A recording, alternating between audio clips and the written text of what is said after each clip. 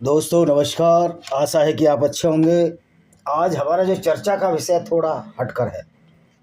वैसे तो हम इन पॉलिटिकल मुद्दों पर बात नहीं करते हैं, लेकिन चूंकि ये मुद्दा पॉलिटिकल ना होकर ये मुद्दा एक सामाजिक मुद्दा है और कुछ असामाजिक तत्व इस देश में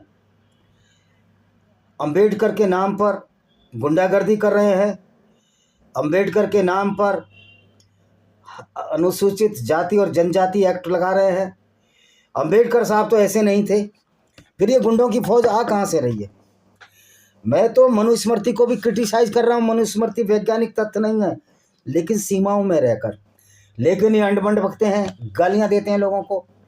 यानी कि ये लोग सही मायने में अंबेडकर की रीति और नीति का पालन ही नहीं करते हैं। अंबेडकर ने कहा था कि इस्लाम एक खतरनाक आइडियोलॉजी है। हैदराबाद के मुसलमानों ने, जो उनके इस्लामिक क्लैरिस्ट थे, उन्होंने कहा कि आप इस्लाम धर्म अपना लीजिए, आपको हिंदू धर्म से इतनी प्रॉब्लम है। अंबेडकर ने उसको पढ़ा, उन्होंने रिफ्यूज़ कर दिया कि मैं इसको अपनाऊंगा नहीं। गो कि उन्होंने बुद्धिज़्म को अपनाया, और बुद्धिज़्म में भी बहुत सारा पाखंड है, जहाँ तक कथाएं हैं। तो सारे रिलीजन जो इंसानों द्वारा चलाए होते हैं, इनमें कुछ ना कुछ कमियां ज़रूर होती हैं। मनुस्मृति एक ऐसी किताब है जिसको साइंटिफिक वैल्यू पर वो खरी नहीं उतरती। उसका मैं video Vijay Kumar a writer पर डाल रहा हूँ, आप देख लेना। तो आज हमारा जो विषय है कि अनिल मिश्रा एडवोकेट हैं, जो ग्वालियर के हाईकोर्ट के एडवोकेट हैं, उन पर ऐसी एक्ट कैसे लग गया। डॉक्टर भीमराव अम्बेडकर साहब ने तो हिंदू धर्म का परित्याग कर दिया था, तो वो बौद्ध हो गए थे। तब न तो अनुसूचित जाति में तो थे ही नहीं, क्योंकि बुद्धिस्ट धर्म में अनुसूचित जाति होती ही नहीं।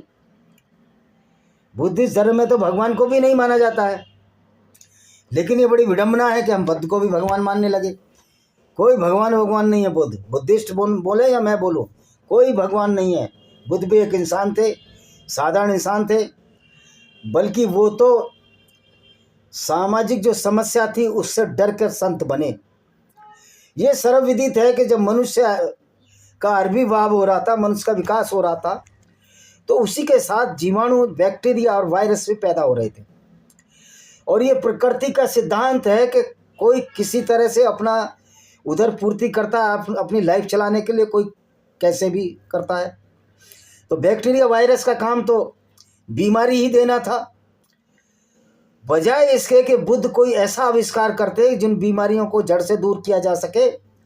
उन्होंने एक कायरता का रास्ता चुना, घर छोड़कर चले गए और कहा जीवन में दुख है, दुख ही